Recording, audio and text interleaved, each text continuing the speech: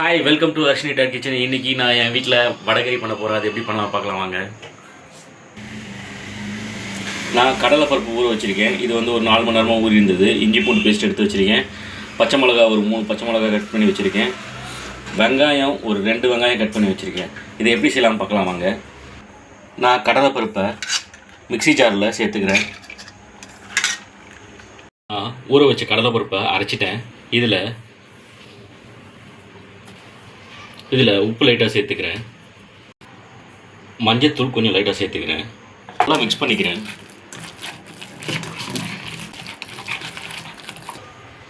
நான் stove on பண்ணி ஒரு கடாயை வச்சு அதில் ஒரு 100 ml எண்ணெய் ஊற்றிக்கிறேன். எண்ணெய் காஞ்சிடுச்சு. இப்போ நான் பகோடா போட்டுக்கிறேன். இப்போ பார்த்தீங்கன்னாக்கா பகோடா ரெடி ஆகிடுச்சு. நான் தட்டுக்கு மாற்றிக்கிறேன். நான் பகோடா பொரித்து எடுத்துட்டேன். இப்போ ஸ்டவ்வில் ஒரு பேன் வச்சுக்கிறேன். இதில் இந்த ஸ்பூனில் நான் ஒரு 10 ஸ்பூன் எண்ணெய் விட்டுருக்கேன். இந்த பேனில் ஒரு சின்ன துண்டு பட்டை சேர்த்துக்கிறேன். அது கூடவே 1 டீஸ்பூன் சோம்பு சேர்த்துக்கிறேன். சோம்பு சேர்த்த கையோட வெங்காயத்தை சேர்த்துக்கிறேன். வெங்காயம் நல்லா வதங்கட்டும். வெங்காயம் வதங்கிட்டே இருக்குது. இதில் ஒரு 3 பச்சை மிளகாய் சேர்த்துக்கிறேன். இஞ்சி பூண்டு பேஸ்ட்டு 1 டீஸ்பூன் சேர்த்துக்கிறேன்.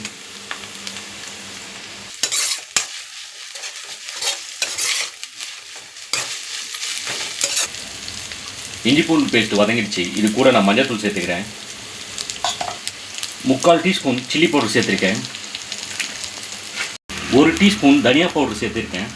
தூள் ஒரு பிஞ்ச் சேர்த்துக்கிறேன்.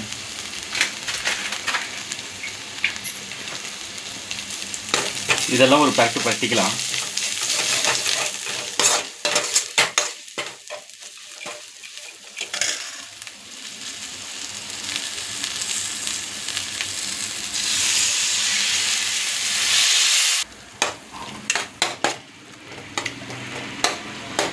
தண்ணி விட்டு லைட்டாக மிக்ஸ் பண்ணிக்கிறேன்.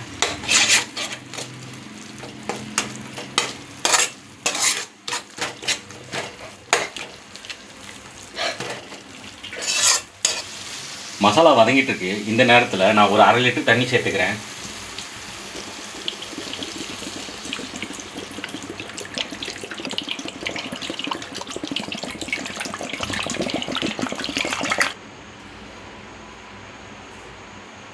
இதில் நான் இப்போ 1/2 டீஸ்பூன் உப்பு சேர்த்துக்கிறேன். உப்பு சேர்த்து ஹை ஃப்ளேம் வச்சுக்கிறேன். இப்போ நல்லா கொதிச்சிட்டே இருக்குது. இந்த நேரத்தில் நான் கொஞ்சம் கையில் வச்சுருக்கேன். அதை கொஞ்சம் சேர்த்துக்கிறேன்.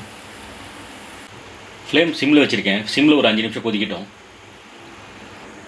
இப்போ பார்த்தீங்கன்னாக்கா மசாலா நல்லா கொதிச்சு வந்துட்டுருக்கு.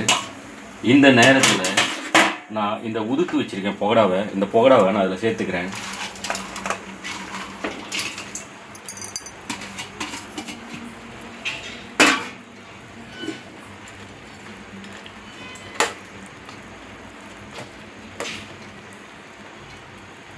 பவுடா போட்டு ஒரு கொதி வரட்டும். 1 டீஸ்பூன் கரம் மசாலா சேர்த்துக்கிறேன். கரம் மசாலா சேர்த்து நல்ல ஒரு மிக்ஸ் கொடுத்து ஒரு கொதி விட்டு ஆஃப் பண்ணிக்கிறேன்.